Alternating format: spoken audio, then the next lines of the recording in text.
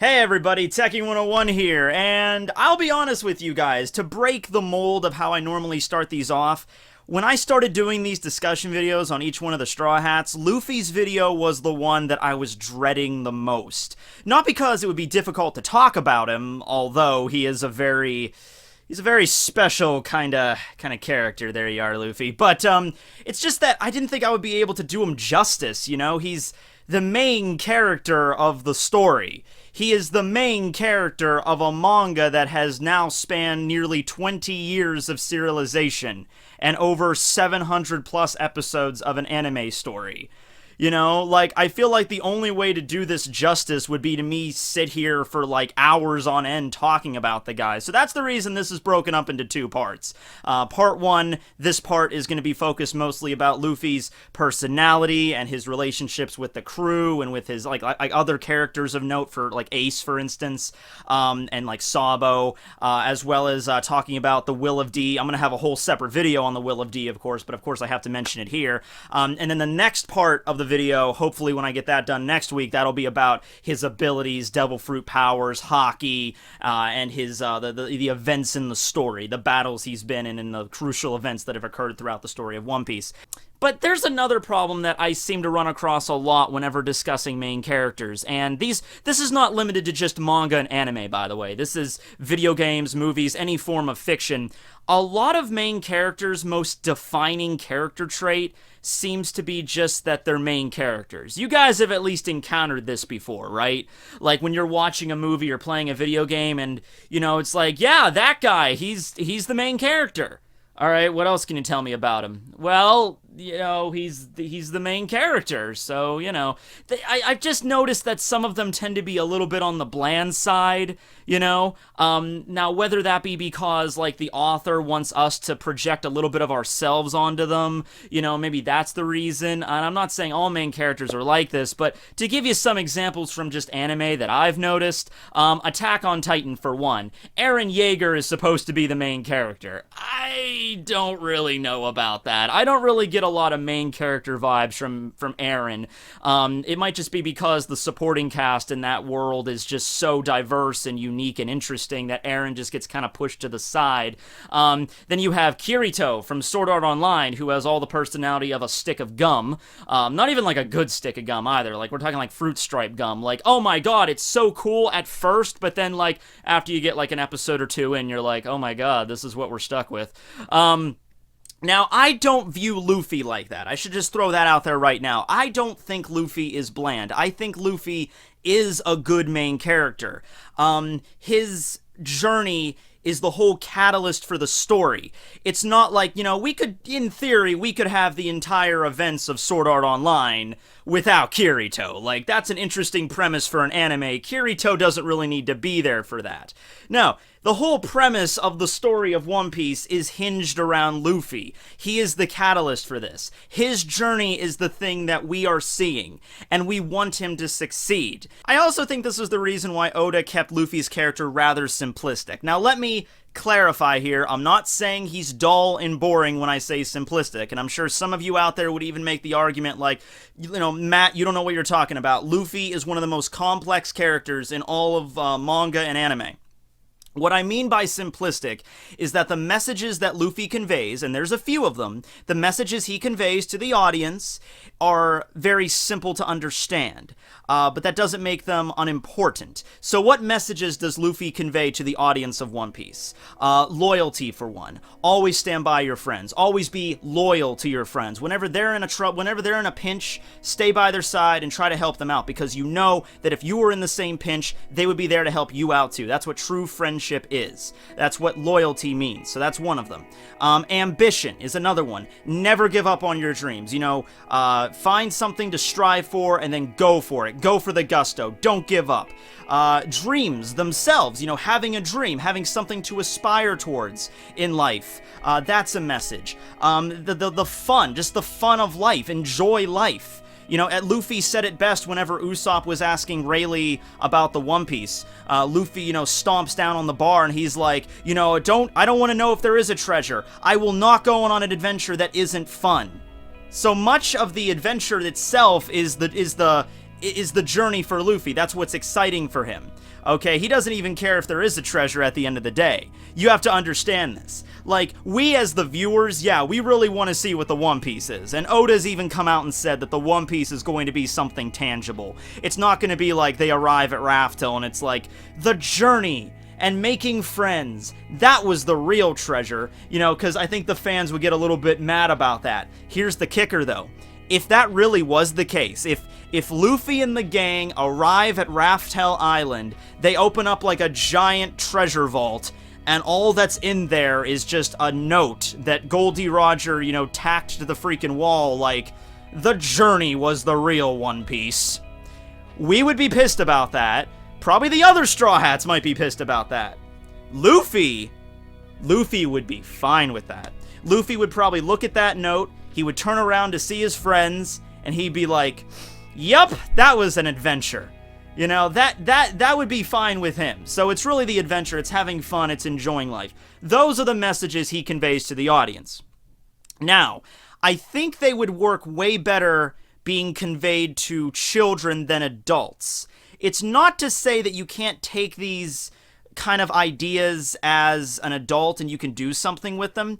It's just, I think they would resonate more with children, because adults have probably heard all this stuff before. Like, Luffy does not have a monopoly on telling people to, go for your dreams, to always try to strive to be the best, all that kind of shit. I've heard that from inspirational speakers growing up. I've heard that from other animated characters. I've heard that from, like movie characters and video game characters and my parents, I think the most important thing to look at here when you're talking about going for your dreams and never giving up, because those can be rather simple and misunderstood, because you have to understand, yeah, sometimes, like, you could aspire to be a great musician, and maybe shit happens. Maybe you got bills to pay. Maybe you were in a living conditions that you never thought you would be in before, and you're not going to be able to be that famous musician that you tried to be. And that's reality. Here's the kicker, though. Whatever dream that you decide to go for, whatever you want to be, if you choose to make that first step, if you choose to start that journey, you should see it through to the end, to its natural conclusion. You should not give up halfway through. If that was the case, you shouldn't have even started, Like, let's say, another example, let's say you want to be a doctor. Well, there's a lot of shit you need to do to be a doctor, but one of the first things you need to do is you need to go to medical school. You need to learn the training to be a doctor. That costs a lot of money, and that's a big commitment you're making there to journey on your life path, If you're going to take that path, if you're going to take the first step to become a doctor and go to medical school for it, then you should stay that course. This is something you should think about before you actually start upon the journey. And I think that would be a better way of interpreting, Luffy's goals and ambitions. He set his heart on something. He's going to be a pirate. He wanted to be a pirate ever since he was a little kid, ever since he ran into Shanks, and he bequeathed the Straw Hat to him.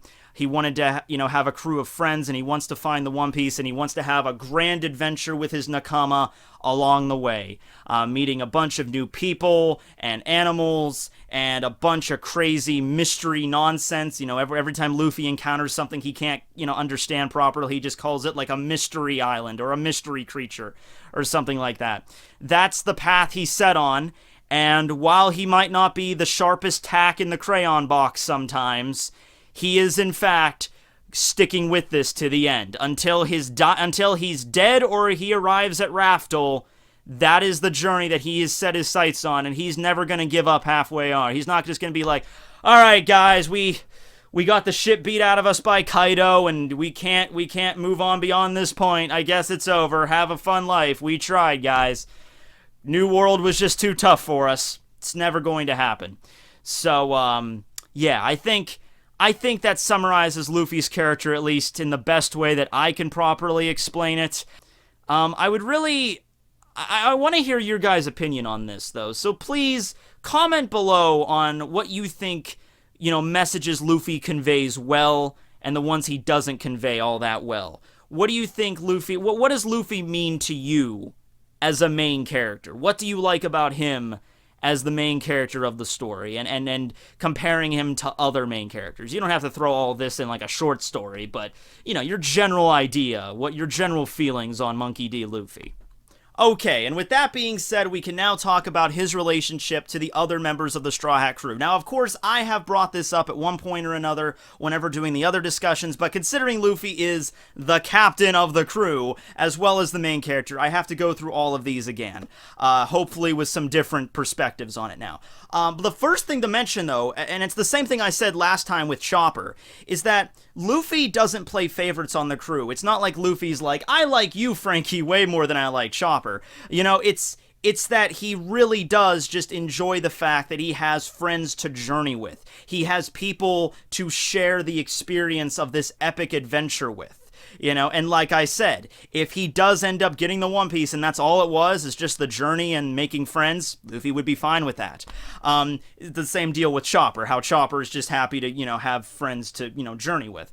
But Luffy, it means more to him because these are people that not only want to, like, that are his friends and that would help him out, but they're also people that want to help him reach his dream. They are his support structure, and Luffy knows this. Luffy understands leaving Fuchsia Village that there are certain aspects of, you know, being a pirate that he just comes up short on. He knows he's strong, and that in terms of battle, he's a genius, but he doesn't know how to navigate a ship, he doesn't know how to cook, he doesn't know how to, you know, bandage his wounds. In fact, some of these questions didn't even arise to Luffy when he left Fuchsia Village. That's what I mean a little bit there when, you know, Luffy, you know, like, okay, I'm gonna go be a pirate. Alright, I'm just gonna jump in this dinghy here. I have no navigation experience, but yeah, everything will work out okay. I mean, I understand. Like, you can't... By the way, don't just come to me and say, oh, he's the main character, therefore everything will work out okay. Yeah, we know that as the audience, but come on now. Anybody that just jumps in a tiny dinghy and goes out to sea with zero navigation experience, no medical knowledge, no idea on how to cook things... That's pretty fucking stupid, okay? I'm just throwing out, he's the main character, it all worked out, of course it all works out. That's the story, but that would be really stupid to do that, okay? Well, anyway, of course he understands that he needs people to fill these voids, right? And Luffy has said a few times, you know, on occasion in the story, that I would be nothing without my crew. You know, I would not even be close to becoming king of the pirates without a crew. He's not arrogant. He's not full of himself, as we see with a lot of other pirates, a lot of other pirate captains, I should say, that act like, you know, we're the fucking hot shit, man, we're awesome. You know, my crew is just here to be my fucking underlings, but I'm the one that's gonna be the best. You know, Luffy knows that once they do achieve their dreams and get to Raftel and get the One Piece, that's gonna be something they're all gonna enjoy together. That's not gonna be something that Luffy is just gonna be like, haha, yeah, I'm the king of the pirates, bitch, all for me! It's like, yeah, he's gonna be king of the pirates, and all of the other Straw Hats are, of course, gonna support him in that. You know, Luffy, you finally did it. Luffy, we finally made it, brother. You know, that kind of stuff. But he's gonna share it with his friends. Whatever the One Piece is, whatever they find, he's going to share it with the crew that he's journeyed with this whole time. And I bet there's probably gonna even be a moment thrown in when they do discover the One Piece that Luffy's gonna turn around and be like, man, whatever this One Piece is back here that I'm not going to explain right now, you know, this is all amazing and everything, but it's really you guys. He's gonna be like giving like an Oscar, like an Oscar speech, you know, gonna be like, it's like, man, none of this would be possible if it wasn't for all you guys. Zoro, you and my first mate, first person I met, man, you're awesome. Sanji, your cooking's amazing. Chopper, you're the most fucking adorable, transforming, awesome reindeer ever that can also, you know, patch up my wounds. You know, Frankie, you're a fucking cyborg Megazord awesome dude that can fix a ship up, and you got us the Sunny. Man, Brooke, you can sing, it's freaking awesome, and you're a skeleton, which is always a bonus. You know, there's gonna be a moment where he's just gonna go down the line, and the Straw Hats are all just gonna start bawling their eyes out because of how fucking, you know, how emotional the scene is. So, you know, that's just his relationship with the crew just in general, though. Talking about the separate, you know, the individual members, his relationship with Zoro. Him and Zoro, I feel like, have the most brotherly bond, aside from actually, you know, Luffy's actual brother, Ace. Because not just for the fact that he was the first member on the crew, but also Luffy acknowledges his strength is at least, comparable to himself. There was even that moment during Whiskey Peak where they started fighting, and they're like, I guess we'll have to see which one's the strongest. Luffy understands how strong Zoro is. Luffy is not like, yep, I'm the strongest person on this crew, by far. No, Luffy understands that Zoro and Sanji are pretty damn close to him. Now, Sanji you can kind of maybe push off to the side a little bit. I'd say don't underestimate him, but okay, push him off to the side for right now. Zoro versus Luffy, in terms of a balls-out fucking fight, I would not put my money directly on Luffy. You might want to say it, and once again, don't just say it, oh, he's the main character, so he's gonna win. No. Seriously, balls-out fight between Luffy and Zoro, I think that's anybody's game. I think Zoro has a fair fucking shot at winning that. 50-50 odds at best, okay? 50-50 odds at worst, at best, Zoro might tip that a little bit, Luffy might tip that. Yeah, sure, Luffy's got Gear 4th King Kong gun. I'd say a fucking Ichidai Sansen Daisen Sakai is at least equivalent to that shit, okay? Plus, Zoro can actually cut shit. Luffy's kind of, weak to those sort of, damage and stuff. So, yeah, that's the case there. In terms of his actual position on the crew, and I've said this before, him being the first mate doesn't really order a lot of people around, doesn't really have a position on the crew other than just kind of like lazing around and drinking, although there is moments where he does speak up and that Luffy does respect his wishes, as when Usopp was about to come back to the crew, they were discussing this, and Luffy's basically like, yeah, if he comes back, he comes back, and then Zoro's like, he puts down the fucking sake, and he's like, whoa. You can't do that. You can't just accept him back on the crew after he fucking revolted and fought against you. You can't just bring him back on. Now, sure, if he gets down on his fucking hands and knees and he apologizes and he understands what he did wrong and he is genuinely sorry, then you can bring him back on. But if you just accept him back, then you are not the kind of captain that I want to travel with, that I want to look up to. I'll be the next person to leave. Zoro keeps reminding Luffy of his position as captain. That's where really the crux of their relationship lies. Because Luffy does, tend to, act first, think later. And sometimes, not all the time, but sometimes that seriously bites him in the ass. And we know several instances in the story where that has bit him in the ass. And so Zoro is always there to kind of remind him, like, hey, whoa. Okay, I know you're a fucking hyperactive little monkey here, but this is one of those moments where you need to seriously think about your actions. Okay, this isn't just like, jump in and kill a bunch of people. No, this is seriously, you need to sit down and think about this for the future of this crew, alright? It's like Zoro provides these little benchmark points. Like, usually he'll let Luffy do pretty much whatever he does best, but there are moments where he's like, okay, Captain, you seriously need to think about this. There was another moment with this, when during Punk Hazard, when they were going through Caesar's lab. One time, by the way, that Luffy's, he act first, think later, that actually bit him in the ass when he was going to fight against Caesar, and Caesar just used his gas power to fucking knock him unconscious. Caesar could have fucking killed him just then.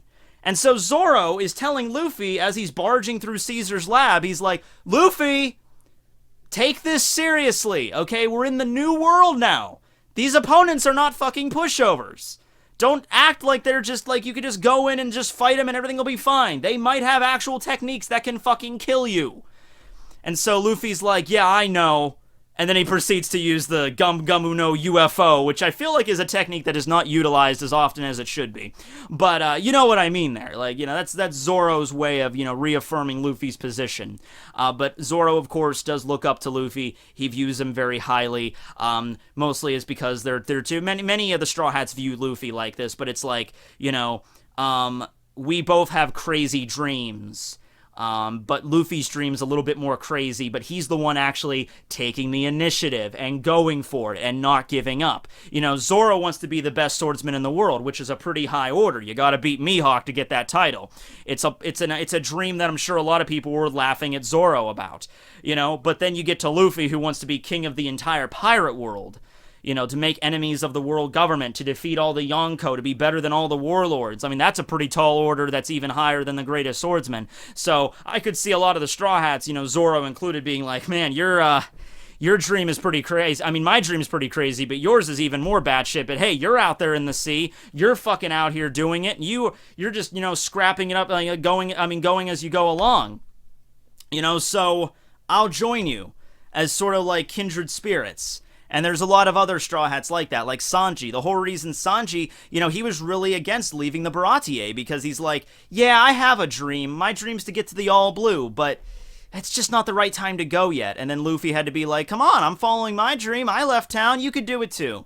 And Sanji's like, he took that first step, and now he's not going to give up until he finds the All Blue. So that's the relationship there. So next is Luffy's relationship to Nami. Now, while Luffy might have saved Zoro from a very tight spot there, Nami really does view Luffy as her savior. Okay? Because, yeah, Zoro was tied to a post, but he was only tied to that post for like 30 days, okay? And there might have still been a way Zoro could have gotten out of that. But Nami was under the fucking grip of Arlong for most of her childhood and her entire teenage years. Okay, and she really felt like there was absolutely no way out. There was nothing that she could do here. After she brought back the 100 million berries and Arlong basically just said, fuck you, you're sticking around here forever, Nami breaks down. Nami's like, there's nothing I can do. This fucking fishman bastard's gonna rule my entire life. And then that's when Luffy shows up and takes off his hat. My god, my hair is redonkulous. And, sets it on Nami's head. And is like, I'll take care of this. I'll take care of this. Don't worry. That very emotional scene where she's stabbing herself in the fucking arm, like, Arlong. And then Luffy, like, grabs the knife and then just walks off and just, like, I'm gonna beat his ass. And then he does. And then it, like, frees the shackles from Nami's, body. And she becomes a little bit more open after this, a little bit more fun-loving, and kind of adopts a little bit more. Like, being on the crew always seems to have, like, lighten people's spirits up. Even Momonosuke. Because remember, Momonosuke, like, his father apparently died, just like a month or two before he ran into the Straw Hats. And when he arrives at Zou, Momonosuke's kind of like more like lightened up a little bit. And they's like, yeah, being on that Straw Hat crew, does good for them. It really like brightens up your spirits a little bit. And we see that with Nami. Comparing Nami's character from the first time she's introduced during the Orangetown arc to like the end of the East Blue and following through the Grand Line up till now. It's a very big change there between her, and I'm not just talking about her boob size, although that was a big change. I mean, I can't not talk about that. But yeah, you know what I mean there. You know what I mean? How a lot of their interactions tend to be comic relief. Like, Nami's like, we better stay away from that island, and Luffy's like, oh, yeah, we're totally going to that island. Nami has a lot of faith in Luffy and the other members of the crew. And while she might be like, I don't want to go there, there's a giant monster that's going to eat us all, she understands that the crew is going to be there, and that the crew will be able to overcome any sort of obstacle, and that's kind of what they do best. So it's kind of the same thing with Usopp, in a sense, where Usopp, he might act scared at first, but when the chips are down, he fucking pulls up his pants and he fights. He's not a coward in the sense of he just runs away at every single little opposition, and it's the same thing with Nami. Nami can fight too. Nami knows that she's not super weak, that she can stand with some of the Straw Hats sometimes. But she owes all of that to Luffy, is what I'm saying. She owes all of that to him, being her savior from, like freeing not only her, but her entire family. And, she doesn't have to worry about having that fucking sort of Damocles over her head like she had her entire teenage years. She can aspire to do what she wants to do now. She can go out to the world. She can draw the map of the world that Bellemere wanted her to be. Bellemere, edged her on to do. Like, follow your dream, Nami. If that's what you want to go do, go and do it. And she had to put that dream on hold for like 10 years. And now because of Luffy, she can continue that dream. Luffy's relationship to Usopp is also sort of like, I wouldn't say so much brotherly, more of just kind of like best friends. friends. The best friend that you always hang out with, your mate. Usopp is the same age as Luffy, so that kind of, maybe it's like they get along the best there. Usopp, his dad Yasopp, Luffy knew Yasopp when they, got to the town with Shanks, so there was kind of already a connection there, like when they arrived at Syrup Village, like, yeah, Usopp, oh, you're Yasopp's son, yeah, I met him once, so there was always kind of a connection there, and it's Luffy and Chopper and Usopp that kind of fall into that like line of getting like really, really super uber excited whenever something goes down. Like whenever, Frankie revealed his like armored me form, it was like Luffy, Chopper, and Usopp were like, oh my god, that's so awesome! They get really excited into this sort of stuff. Usopp even has some kind of like effect on Luffy from what Oda has said. So remember that scene in Alabasta when Nami did her happiness punch thing? And you have all the guys staring at her. You have that moment where like Luffy gets kind of flustered by that, and he has the same reaction as everybody else does. Yet later when he meets Boa Hancock in the bathtub, he doesn't react really at all. Oda explains it's because like Usopp's there and he's kind of like a negative influence on Luffy, and he's the same age and they're kind of like best buds. So it's like whenever you see your best bud having a reaction, you have like the same reaction, So that's the way he explained their dynamic there. Of course, it's the moment, and I already mentioned this at length in the Usopp discussion, that makes it even more impactful whenever Usopp decides to leave the crew, because he could not respect Luffy's decision. I feel like that best friend thing might actually be kind of a detriment at certain points, because you get to that moment where they disagreed on something, and you start to think like, did Usopp view Luffy as the captain? Or did he just view him as sort of like a best friend kind of guy? Because there's a difference. Being the captain means that, you have, as a shipmate, you have to listen to his orders. His orders are the absolute final word here. Okay? And part of being a good shipmate is respecting those orders. And yet, when Luffy gets to the point where he's like, okay, we're gonna get rid of the Mary. She was a great ship. She had a great run, but it's just she can't be repaired. The best shipwrights in the world, they can't fix her, so we got to get rid of her. And hey, that's another example of Luffy actually thinking first. He doesn't just say, a little bit at first. He does it a little bit at first where he's kind of stubborn, like, we're not giving up the Mary. But after he listens to some of the best shipwrights on the planet, and he listens to their advice, and they're like, if you are a real captain, you will not let your crew sail on that ship anymore. He kind of like sits down and is like, okay, we gotta say goodbye to Mary. We gotta get a new ship. That's just what's gonna have to happen. Anyway, when he explains this to the crew, Usopp immediately is opposed to it. He doesn't care, even after understanding like, oh, the shipwright's like, I don't care. I know Mary's soul. She can do this. I know she can do this. We can fix her up. And so he's just not listening. And so it just seems like, he's having a fight with like his friend, just like, I liked you, man, up until you said this shit. Like he was kind of just along for the ride rather than actually looking at Luffy the same way that like Zoro views Luffy as like a captain, and that's maybe why Zoro got so pissed when Usopp was gonna try to come back without apologizing, but after their fight, which Luffy does give him a fight, Luffy doesn't really pull a lot of punches there. Luffy doesn't just I guess he does pull punches, because at this point Luffy did no Gear second and he could easily just wipe the floor with Usopp in like 0.2 seconds. But he doesn't. He at least gives him a fight. He gives him, some serious hits off on him, or tries to get some serious hits on him. The fight is very powerful. I would just recommend to go watch it if you haven't already. But after it's over, Luffy gives him the Mary and just kind of tells him to go his own separate ways there. And they're still emotionally broken up about it. But he understands, like, this is the choice he made. I'm not going to sit here and try to, like, oh, Usopp, please come back to us. That's not how we're going to do this. He made this choice. He wants to come back. That's on him. That's not on us. That's the situation there with Usopp. But now, after he's come back, after he apologized, I think Usopp does now view Luffy as more of a captain. That whole experience has taught him the pecking order, and he understands where it's at now. It doesn't mean that they still can't be, like, best friends, But whenever Luffy, as the captain, issues an order, Usopp has to consider, okay, Luffy made that decision, and he obviously thought about it long and hard, you know, because Luffy doesn't usually give out a lot of orders as captain. He doesn't usually just sit down and be like, okay, guys, here's what we're going to do. This is really serious. He'll usually just be like, crew, I demand that we have fun, or crew, I demand that we eat until we drop, you know? But whenever he comes down and has a serious fucking decision, Usopp realizes, okay, this is not something Luffy came up with offhand. He actually thought about this. He probably got some advice on this. I need to actually kind of put myself in his shoes, and I need to actually kind of consider this decision. I can't just like cry like a baby just because he made a decision I don't like. You know, I can voice opinion, but I can't just be like, fuck you guys, I'm out of here. You know, that's not the best way to go about this. That's not, you know, shit's not going to get done that way. So that's the relationship with Usopp.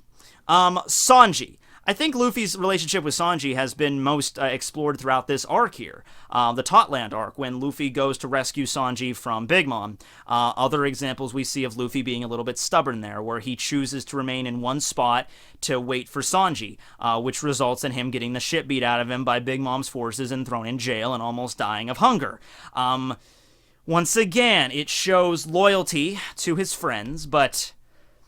Come on, Luffy, you can eat some stuff. It's okay. It's okay. Sanji's not gonna... I mean, I know it's more impactful to the story, but, you know, it shows he's willing...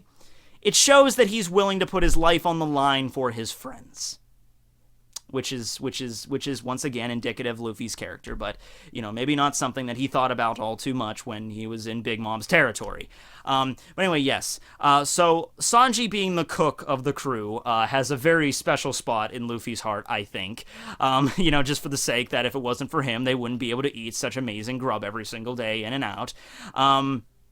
When Sanji explains that when he leaves, and he leaves that note for them, like, hey, to my buds, I'll be back someday, Luffy isn't super concerned about this. He isn't like, oh my god, he's never coming back. He looks at the note and he's like, okay, I trust in Sanji, I trust in my friend, he's gonna come back. And eventually when they run into each other, when they have their little battle there, Luffy can kind of see through it. Luffy understands, like, why he's doing this. At least he understands why. Now, when it comes to Nami and Chopper, they're a little bit more dubious. They're a little bit of afraid that Sanji actually is leaving them. And the most powerful moment is when Sanji and Luffy reunite. Sanji is so concerned about this. Sanji is worried about how Luffy's going to respond, because Luffy, he just got the shit beat out of him by Sanji. Sanji went Diablo Jambait and kicked his captain right in the face. You know, he knocked one of Luffy's teeth out, for God's sake. Sanji's like, I can't see my captain like this. What's he going to say to me? And unlike the Usopp thing, this was not Sanji wanting to leave the crew because of a disagreement. This was because Sanji was basically trying to make sure that Luffy doesn't get tied into the whole things with Big Moms and the Vinsmoke family. Although, you'd think Sanji at this point would understand, like, Luffy's pretty strong, he'll be able to handle himself. You know, he's not going to give up. He already saw what happened with Usopp and Robin when they left. What did you like, Sanji? What did you think this was going to be any different? Do you think Luffy would just be like, okay, I'll just give up on him. We'll just continue our adventure. Maybe he'll come back someday. Of course, you knew he wasn't going to do that. But Luffy, of course, forgives him immediately. He forgives him for kicking him in the face, for knocking off his tooth, because that's what Luffy does. Luffy forgives. Luffy is always like, you're my friend, and I know why you were doing that was against your will. Of course you could still be my cook. Of course you could still be a member of the crew. It's forgiven. And then Sanji gets really emotional about that. And then it was even more of a relief whenever he told Nami and them about it over the Den Den Mushi, and Nami and Luffy, and Sanji's like, oh my god, oh my god, oh my god. And then Nami's like, oh, thank God, it's such a relief. Oh my god, he's still part of us. And so that was a good moment too. A little bit more on Sanji's character than anything, because I feel like Sanji really should realize how that was going to go down there. Right, so, Chopper, Luffy didn't really view him much at first, more than just food. After he found out he could transform, you know, he pretty much decided that he wants Chopper on the crew because he's a talking, transforming reindeer, of course. It wasn't until later that he found out, oh, you're a doctor too. Yeah, it's cool. We need one of those, don't we? Don't we need a doctor? Yes, Luffy, we need a doctor. Okay, cool. You know? I also feel like, Chopper views Luffy maybe a little bit, not as much of a savior as Nami, because remember, Nami was being enslaved by a race of fucking fishmen for like 10 years or whatever. Chopper was just kind of like stuck on this island. He was an outcast. Dr. Hirlook, talked about going out to sea someday, and Chopper's just like, I don't even know the first thing about doing that or where to even begin with that. I was such an outcast and everything. But Luffy showing up and showing how Luffy cared about his friends, showing that there's somebody out there in the world, how people can actually care about their friends so much, that really opened up Chopper's eyes. Luffy defending the castle, defending Hirlook's flag, even though Luffy doesn't know a damn thing about Hirlook, that really spoke to him. And then finally taking him out to sea for his true adventure, like he is now a man, reindeer thing. I think Chopper kind of looks up to Luffy with a lot of awe and respect. Maybe even sometimes to a fault, where he thinks how Chopper also kind of views Usopp as being like, wow, Usopp, you're like the most amazing guy ever, and you're so smart and you're so powerful. I think he might look at Luffy as a little bit more of little bit better than what he really is in terms of at least intelligence.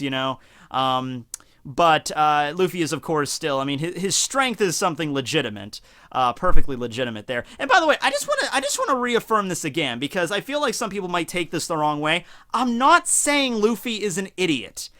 He's not an idiot. In battle, he's a genius. He can adapt so well with battle. He can come up with moves. He knows the limits of his own body.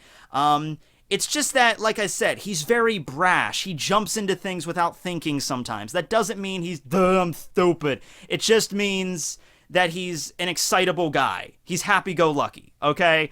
That's why he has his crew there, though. That's what I'm trying to get across here. He's like, Luffy, don't jump in that lava pit. That's a stupid thing to do. Get back here, And that's why Luffy wanted to have his crew. He's like, so they could be there to help him out in the departments that he's not that great in. But I'm not saying he's a fucking idiot, all right? He's not. Except when he uses that Gum Gum No idiot technique against Eneru. Then he's a fucking...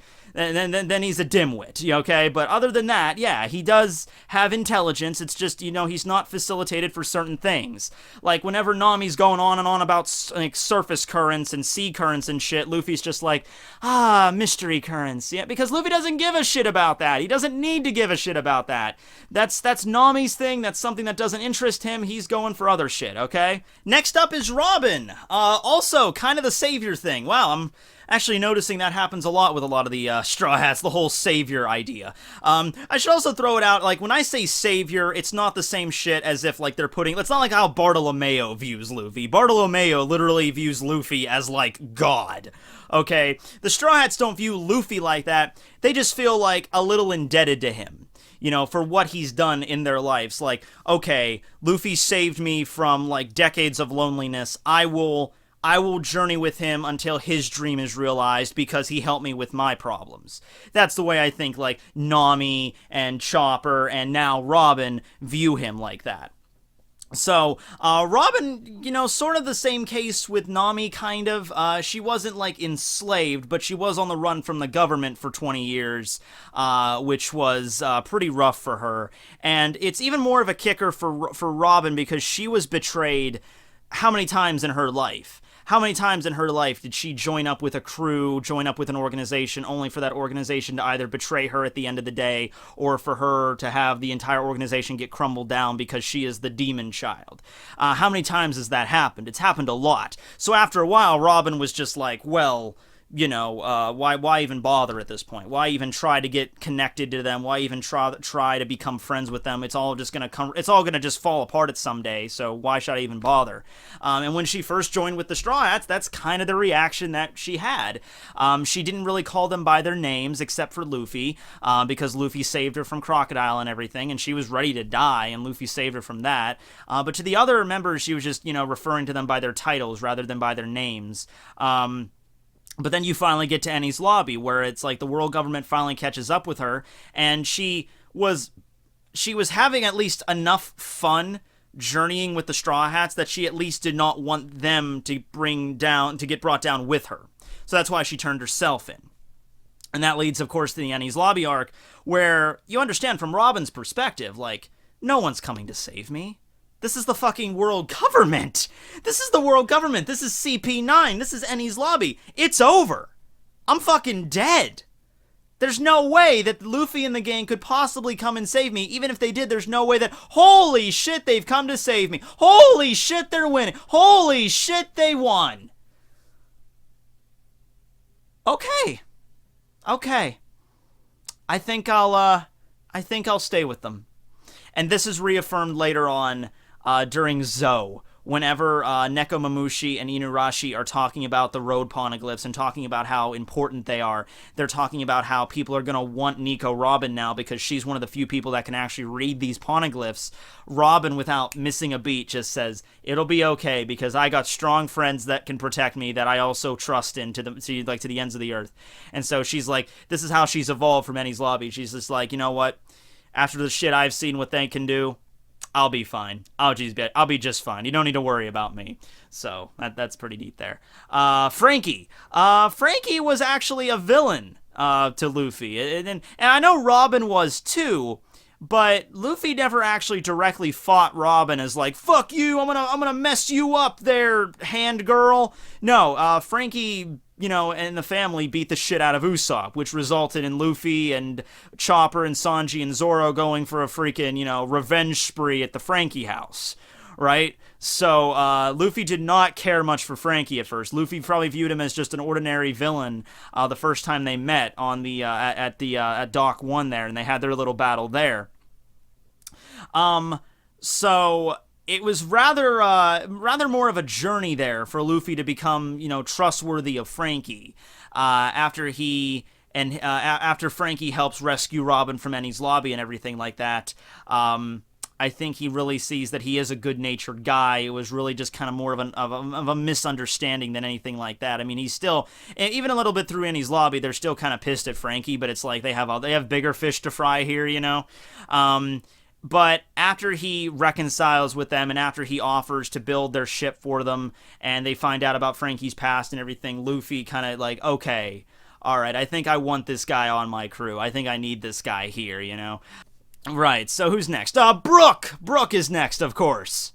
Well, say it with me now, kids. He was Brook's savior. Yeah, well, this is kind of hard not to see either. I mean, Brook was floating on a fucking ship with the corpses of his crewmates for 50 goddamn years, as a skeleton, nonetheless. So, I think you can give it to him whenever, Brook sees Luffy as a legitimate savior. Actually, Brook could actually view Luffy as like a deity. He could view Luffy the same way that he would, like Bartolomeo views Luffy. And I would be fine with that. I think that would make perfect sense from Brook's perspective. He doesn't view Luffy like that, but I could totally get if he did. You know what I mean? This is the callback to like a running gag in the story that Luffy had for quite some time about how to get a musician on the crew. He's like, yeah, what does a crew need? We need a musician. That's what we need. So Luffy finally gets Brook, and it's like it kind of rectifies, like, oh, finally, that came full circle. It also calls back to Laboon. The story about that was very tear-jerking whenever Robin and Frankie explained the backstory of Brook to them, that he told them, about Laboon, and Luffy understands what's going on here. And this is one of those situations where Luffy does act without thinking at first. He just, pretty much right after meeting Brook, he's like, join my crew. And the other members are like, whoa, okay, we can deal with the cyborg and the magical transforming reindeer, but, a skeleton, huh? Well, I want to think about that a little bit there, Captain. If it wasn't, you feel like maybe sometimes if it wasn't for the crew, Luffy would just go around and ask just any random thing he comes across to join his crew. Like, the Thousand Sunny could get picked up by a giant crab, and Luffy's like, giant crab, join my crew, it's also probably good the crew is there, a little bit there to knock some sense into Luffy when he gets to that kind of shit. But this is one of those situations where acting without thinking actually paid off, because Brook happened to have a depressing backstory, which is, of course, a staple of all Straw Hats, as well as having a dream himself. Many people have brought up, like, in order to be a Straw Hat, you need to have a dream. So that's why a lot of people are saying, like, Carrot can't be a Straw Hat, she doesn't have a dream, or Jinbei's dream was kind of already realized a little bit there. Jinbei's dream is kind of like, well, I guess his ultimate dream is kind of for like humans and fishmen to live together, but that's kind of already started to, set on the tracks of happening. But yeah, I don't know. I don't know. I mean, like, I feel like you could throw in a you could throw in a dream for like somebody like Carrot, like she wants to see the world. I mean, it's not an amazing dream. It's not as in-depth as like Zoro's dream to be the best swordsman ever. But I mean, Usopp's dream is just, I want to see the world and become a brave warrior of the sea. I mean, that's not really a specific targeted dream. That's more like in the broad sense. But yeah. Whenever Luffy asks someone to join the crew, it's sometimes used for comedic effect, as I think maybe some people thought that's the case with Brook when he first showed up. But hey, singing musical skeleton, I'm all on board for that. So that's one issue there where Luffy came through there. Although I still think that Brook would view Zoro a little bit more, because Zoro was the one that actually got his shadow back for him. So that there's probably some more relationship there. But Luffy's still the one that dragged him out of the fucking Florian Triangle. So yeah, that's still pretty interesting relationship there between those two. Okay, so the last thing I'm going to talk about here for part one of Luffy's discussion is the relationship between his brothers. I feel like I have to bring that up here a little bit, as well as talking about the Will of D. So his relationship with Ace, it's interesting. We don't actually get a lot of like the brotherly relationship between them on screen. It's just that Ace and Luffy don't appear all that much. They appear during Alabasta, but in the manga, that's actually one of the really good things I like about the anime. The anime had Luffy and Ace traveling with the Straw Hats a little bit longer than in the manga. In the manga, it's just like he shows up at Nanohana, he talks to them a little bit, gets to meet the crew, gives Luffy the Vivara card, and then nukes the fucking Billions fleet and then just leaves. But in the anime, he travels with them through the desert a little bit, and we get a little bit more of their relationship. But he doesn't appear next to Luffy again until Marineford, and that's in the middle of a giant war going on. They don't really have a lot of time to really talk about their brotherly bonds. We don't really get to see a lot of stuff going on there before, Ace gets fisted by Akainu. We then, of course, get the flashback after Marineford of Luffy and Sabo and Ace growing up on Mount Corbo and the Grey Terminal and everything with the Goa Kingdom and everything. And it really like cements in like Luffy, and they're not blood brothers. They're not related. Well, I guess they sort of are blood brothers in the sense that they had like the sake cups. Like, we're officially brothers now. Fuck it. But it sets up like Luffy was always sort of like the runt of them. He was the youngest. He was the one that was always the weakest. He could never get up to Ace or Sabo. So it's like Luffy, for once, he looks up to people because he knows that they are stronger than him, and he wants to learn a lot of stuff for them. He understands that we understand as an audience that a lot of the drive for Luffy to become a pirate, that comes from Ace and Sabo as much as it does come from Shanks as well. Shanks was the initial catalyst. Shanks was like, after seeing everything going down with Higuma and Shanks sacrificing an arm for Luffy realized he wanted to be a pirate, but it was through training with Ace and Sabo, who also wanted to become pirates, that really he understood like what he needs, the kind of strength that he needs, and kind of like rivals to, always strive for him to get stronger and stronger and stronger, even though he never quite measured up there. And after Sabo apparently dies at the hands of a World Noble, that just gives him more of a drive to go on. We do not see Luffy in the story break down that much. We only see him cry or get really visibly upset a few times in the story. We see him get angry more often than not. Most of the time, he's smiling and happy-go-lucky. That's Luffy. If you fuck with his friends, he'll get really pissed off. But whenever we see Luffy really distraught, like when he realizes that he couldn't do anything, when he realizes that his strength wasn't enough, that's when we realize that Luffy's character can actually be kind of frail. It's not as ironclad as we were led to believe. He has this persona where he's really happy and fun-loving, and then he'll do anything to protect his friends. But in the case with Ace's death, when he couldn't manage that, he like breaks down. And even after he regains consciousness, it's like he doesn't know what the fuck to do. It's like a complete 180. It's like, I'm not strong, I'm weak, I'm pathetic, It's like I couldn't even protect one guy. And that's when Jinbei really had to hammer it into him, like, that's life, Luffy. You're not going to be able to always save everybody. But instead of focusing on what you lost, focus on what you still have. And that is, of course, his crew. But we got to see a side of Luffy there upon Ace's death that we never really encountered before in the story. And I don't know if we're ever really going to see that again. But that was really a big insight to Luffy's character. It really was. Really powerful, that I really felt a little bit... When I first saw it, when I was first reading that with Luffy just bawling his eyes out, you know, and just feeling so weak, I just felt kind of like, oh man, Luffy, come on, buddy, you can do this. You can do this, man. You can do this. I was getting a little teary too, man. It was emotional. But then, kind of like the complete opposite of that, whenever in Dressrosa, when we find out that Sabo is still alive, we get to see Luffy begin to cry and have unabashed joy and happiness, and that he's not alone in the world now. He does still have a brother. I mean, well, he has his crew, but like he's not the only brother. He still has another brother that's alive and well. And he's elated beyond reproach. It's like almost kind of like getting a fragment of his past back. You know, like a piece of Ace is still living on now in Sabo, quite literally, because Sabo has the Maramara no Mi. But yeah, I wish to have more of a relationship with Luffy and Sabo in the future. Maybe we could see that. Maybe something more about Ace that we didn't know about. I mean, we already got pretty much all of Ace's backstory that we think we're gonna get, but there might be still some stuff there between between Luffy and Sabo. But maybe there'll be like a scene later on in the story where Luffy and Sabo have to kind of like team up to fight an enemy, and they'll be like, I don't know, they'll be laying on the ground defeated, like, oh man, we can't get up, he's too strong, and then they'll see like an image of Ace appearing, like not a legitimate ghost, not like, ooh, I'm Ace, not like, but like they see an image of Ace above them, like, come on guys, you got this shit, and they gets them back on their feet, and like the image of the three brothers fight against an opponent, you know, something like that. That might be kind of cool. So I can't wait until Luffy and Sabo, you know, they meet each other again. That'll be pretty fucking cool. The last thing before I go is the Will of D. And I'm not going to talk about this too much, number one, because it's been a pretty long video, but also, this is a whole video discussion. I mean, obviously, this is a whole fucking thing. This is not something I could just churn out at the end here.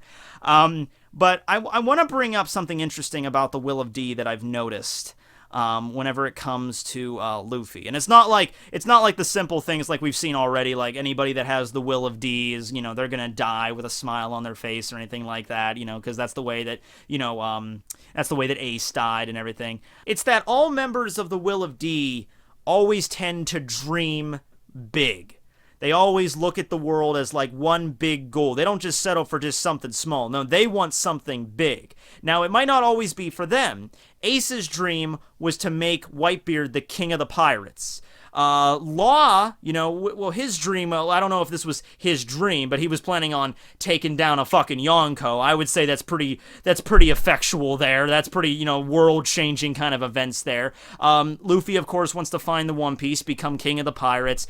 Even if you want to twist it in a dark way with Blackbeard, Marshall D. Teach, you know, he wants to kind of become like this, you know, he kind of wants to rule the world with his like darkness power and have like a evil version of the fucking Whitebeard pirates or whatever. We don't actually know what Blackbeard's like ultimate goal is. But we know he dreams big, the same way that Luffy does.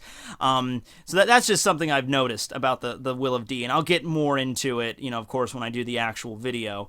There's other members of the Will of D, like, for instance, Saul, but we didn't really get to see Saul all that much, but he might have had a really big dream, you know, we only saw him in, like, a flashback, you know, there's other members. But what I mean is there's never a holder of the Will of D that's like, oh, I just want to be, you know, I just want to have like a quiet life, or I'm not trying to be big, I'm not trying to be important or anything, I'm just trying to do what I do. No, it's always like they always set their sights on something that's much, much bigger than themselves. As, I don't know, whether you could see that as like a goal that I need to reach or an obstacle I need to overcome, but they always view the world as like it's me versus a mountain, but I'm gonna fucking dominate that mountain. That's like the Will of D. It seems to, you know, follow a theme there. Okay, well, I hope you guys enjoyed this video. Remember, this was only part 1. Part 2 will hopefully be out next week. We will discuss Luffy's abilities, his place in the story, his backstory a little bit more, stuff of that nature. So I hope you enjoyed. This will be Tekking101 signing out. Later, guys. Oh, by the way, you don't have to spend like $10, $15 on a straw hat to cosplay. You could just go down to Dollar Tree, because that's where I got this. $1 for a straw hat. I mean, it's not the exact same color as Luffy's, but I mean, it has the red band. It's close enough. I mean, there's a little bow on the back, but, you know, whatever.